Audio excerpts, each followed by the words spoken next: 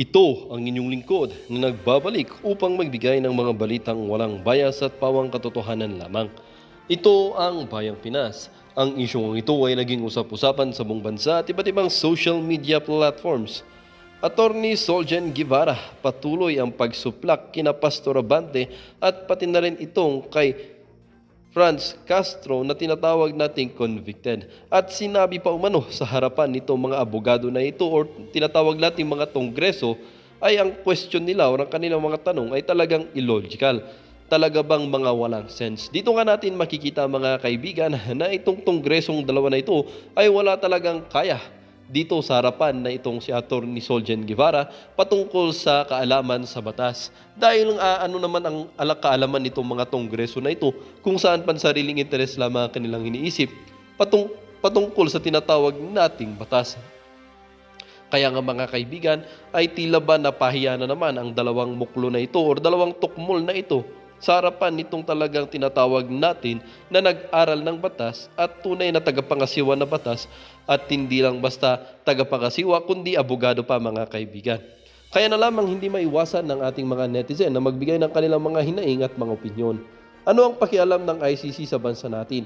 Wala ba kayong tiwala sa justice system natin?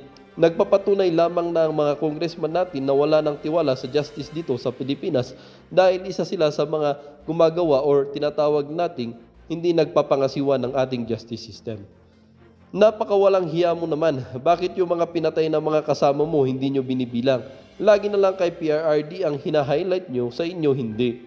Tahimik ka, Castro. Mas importante sa'yo buhay ng adik. Di mo lang sinasabi na kawawa ang biktima at pamilya nila kasi pinatay ng adik at mga buhay na sira ng droga. Kahihiyan ang politiko sa Pinas ngayon. Ang husgado natin gumagana. Tingnan mo yan si Castro. Hanggang ngayon nakaupo pa sa convicted or nakaupo pa na convicted na sa kasong kidnapping dahil nakaapila pa sila sa korte. Kino-question nyo yung mga drug addict, drug lord na nasa 7K na namatay sa war on drugs. Paano rin po yung mga biktima nila na ng 7K sa illegal na droga habang nabubuhay pa sila?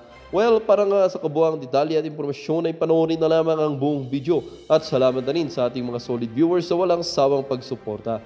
At kung bago naman sa ating channel ay syempre huwag kakalimutang mag-subscribe, pindutin ang notification bell, piliin na rin ang all upang laging maging updated sa mga balitang bago, totoo at walang bias dito sa channel ng Bayan ang Bayang Pinas. Huwag din pong kakalimutang mag-iwan ng like at i-share ang ating mga videos. Muli po mga kaibigan, maraming salamat and God bless.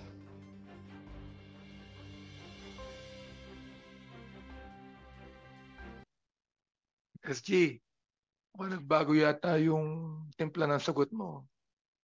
Because I asked the same question to you. Sabi mo sa akin, pagkaaralan mo pa eh. Well, this is the opportunity to say it, Your Honor. Since I was pressed for an answer, I had to give it, and I have no reason to depart from what I had already stated. I think it's not only improper, it's illogical.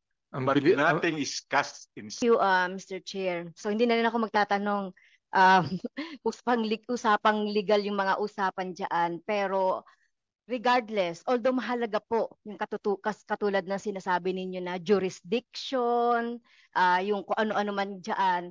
Pero ang primary po dito, Mr. Chair, 7,732 ang namatay. Saan ngayon pupwesto ang mga ahensya ng ating gobyerno? Dismayado ako no? Doon sa sinasabi ng ating mga resource person dito aside from kay Attorney Nery and the rest. Yung mga agency, dismayado ako except for CHR for cooperation. Alam niyo po ang primary dito, Mr. Chair, pinag-uusapan dito ay buhay. So wala pong mga impediment dapat na napipigil doon sa paghahanap ng hustisya para dito sa 7,732. Actually, marami pa to eh. Kung tutuusin natin, ito nga lang yung reported. Wala sa kasaysayan natin ng administrasyon na may namatay na ganito karami. So titignan na lang natin sa war on drugs. At alam natin nangyari itong mga patayan na ito dahil sa kagagawan o sa policy ng government nung nakaraan. Ito yung war on drugs.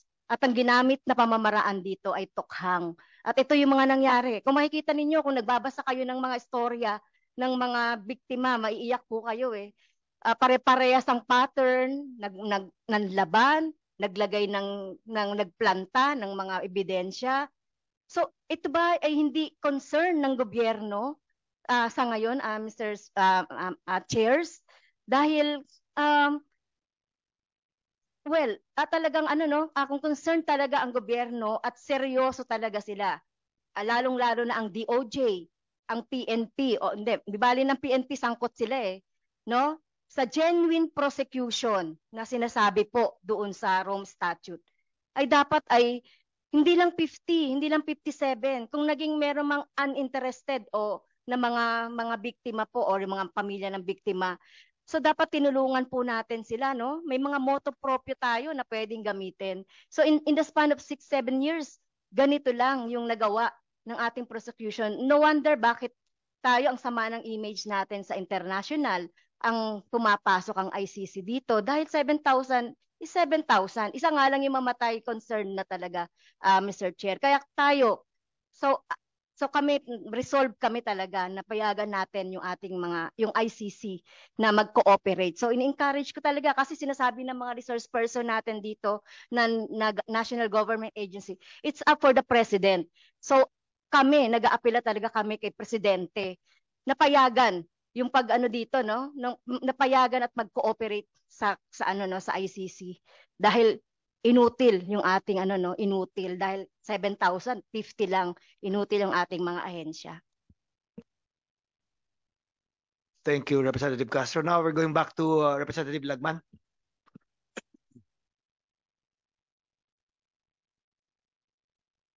Actually, Joint Chairman, the exercise of jurisdiction, which is the second aspect mentioned by the Solicitor General, is covered by Article 13. And that exercise of jurisdiction commences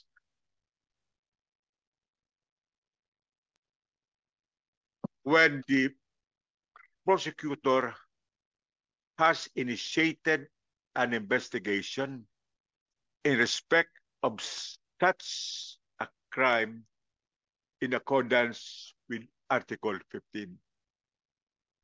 That is when that jurisdiction, when the exercise of that jurisdiction commences. Enlighten me on this. Yes, Your Honor. One of the reasons why I filed Resolution 1477, I call it exact global accountability. Layman's language tells us that what's happening now is a nagging problem already for how many years? In fact, when the President Duterte was the president, I've always supported his decision on this. But Mr. Secretary, it has been 7 years now and still going on. And I was wondering when is it going to stop? The thing is this, the ICC does not agree with our point. Now, I believe that the criminal justice is working in the Philippines. But sinasabi ko nga dito, our cooperation with the ICC reflects our willingness to be transparent and responsible on the world stage, because what the world sees now is what the ICC tells them, what not the Philippines tell them. I'd like you to tell me about that. Do you agree with that, Mr. Secretary? I'm sorry, Your Honor, but not quite. Not quite. Dahil ang ating Philippine government naman po ay nag-submit ng necessary information sa ICC Prosecutor's Office. Kaya nga lamang po ang tingin niya ay insufficient yung ating ginagawa. Just to supplement po yung... Let me interject, Secretary. Yeah, you mentioned that, no, kanina. You mentioned it kanina. Pero Alam niyo naman ang ICC, may question din dyan eh. Di ba? Sabihin nila, hindi naman enough yung information na binibigay niyo sa amin. So why don't you allow us to go there and have our own investigation?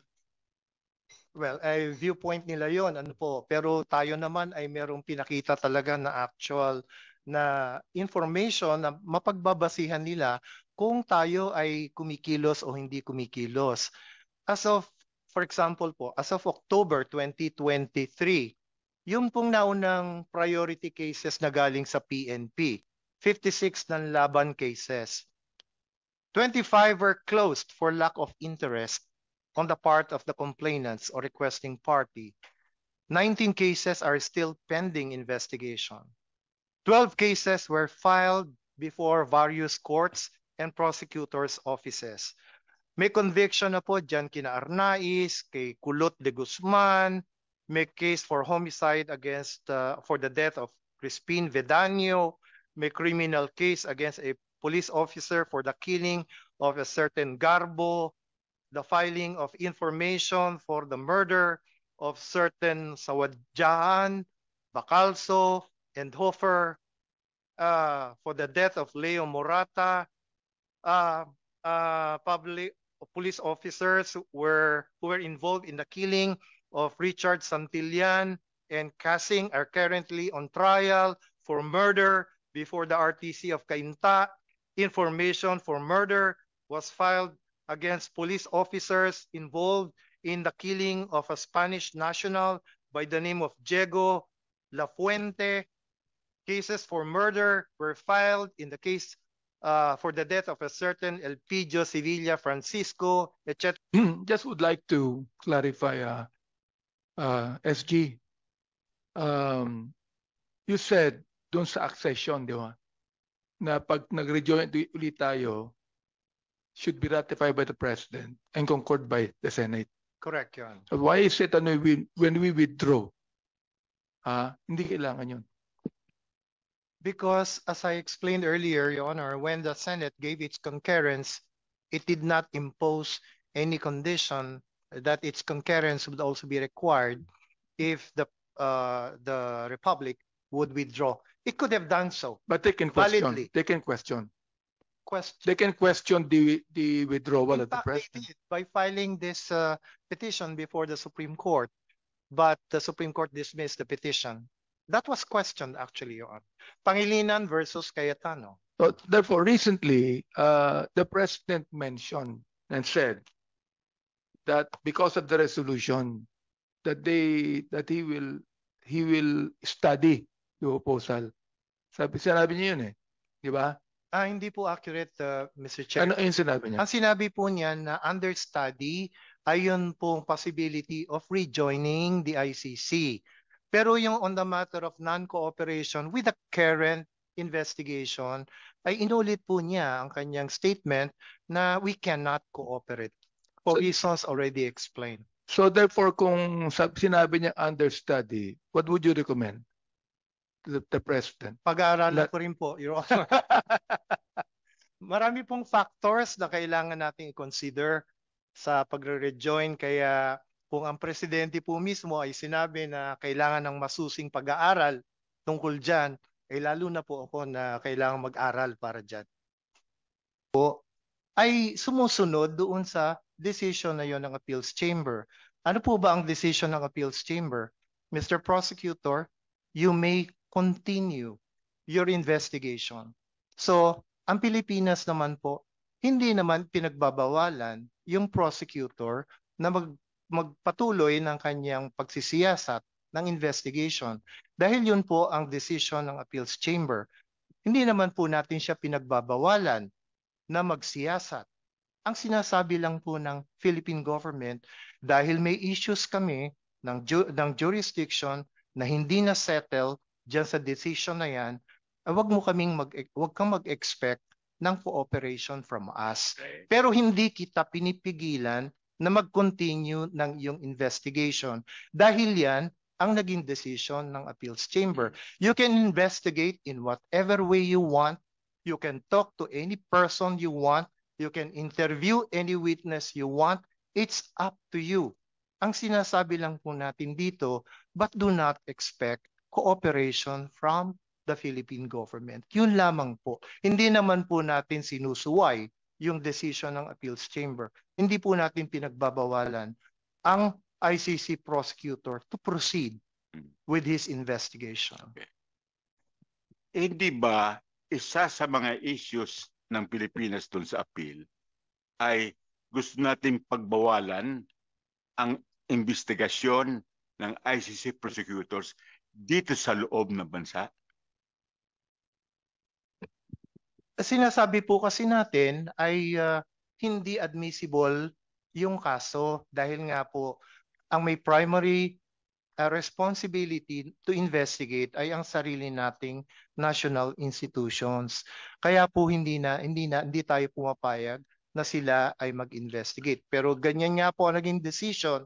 Kaya po sige, di mag-investigate kayo kung gusto niyo mag-investigate. Mag-investigate hanggang dito sa Pilipinas. Opo, syempre. Siyempre. In relation to what you were asking, kasi hindi masyadong malinaw sa akin eh. So yung pinag-uusapan natin ngayon na Solicitor General na ayaw makipag-cooperate ng Philippine government sa ICC pero pinapayagan sila mag-imbestiga. Yun ba ang gusto mo sabihin? Yes, hindi naman po natin pinagbabawalan na mag-investigate yung prosecutor dahil yun po ang... Therefore, naniniwala din kayo na may jurisdiction ang ICC na mag-imbestiga kahit na hindi mag-cooperate ang gobyerno.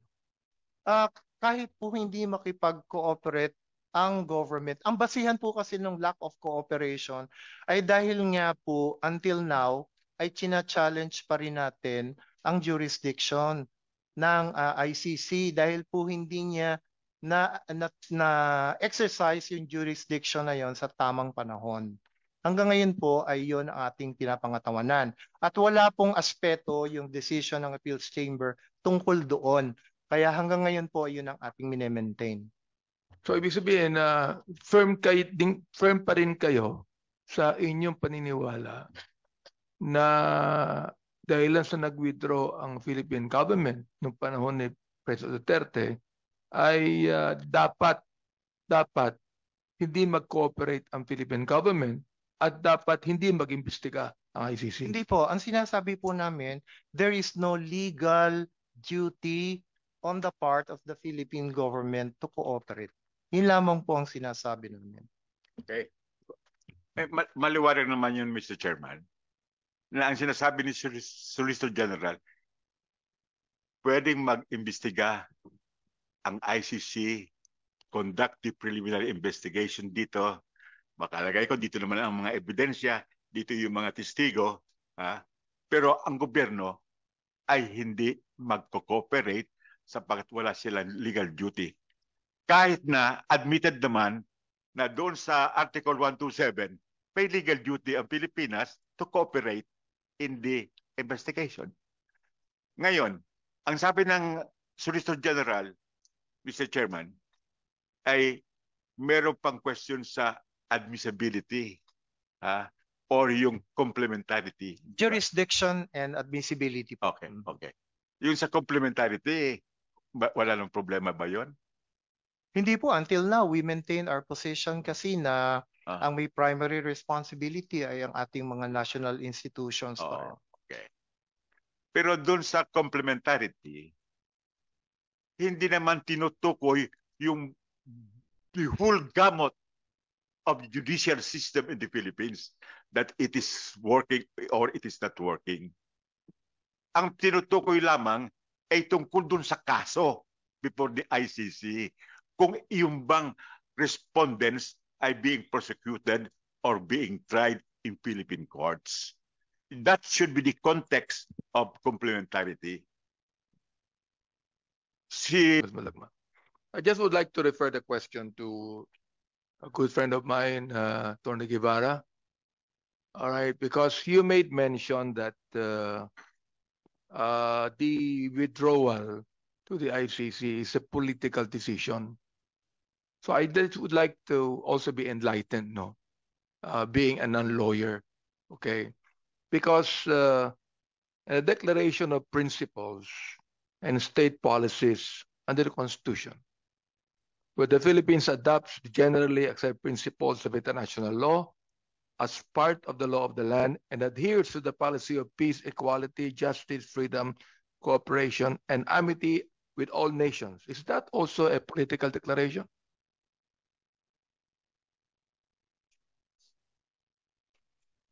I think so, Your Honor, because it's a declaration of policy. Well,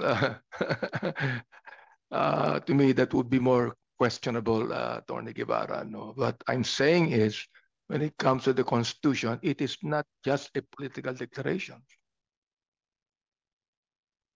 It is the Constitution. Yes, Your Now, Honor. I'm not a lawyer, but I understand it.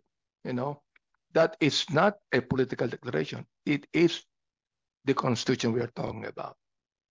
But you were referring to the withdrawal to the ICC as a political question or decision in my head. Your Honor, let me just clarify what I said.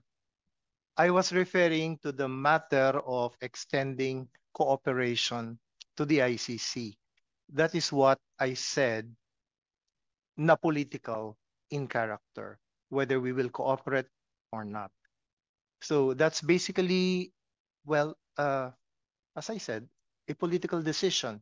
That's why I had to explain from my end the legal position, because the legal position will have a very significant bearing on the matter of making a political decision.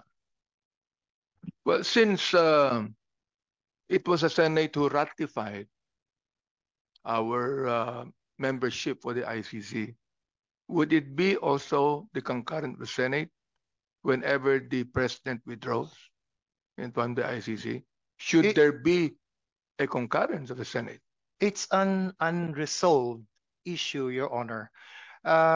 Kasi yun pong concurrence na binigay ng Senate dito po sa ating pag-join sa Rome Statute or the ICC did not contain any such condition na kung sakali na mag-withdraw ang Republic through the Executive Department, through the President, ay kakailanganin din po ng concurrence ng Senate.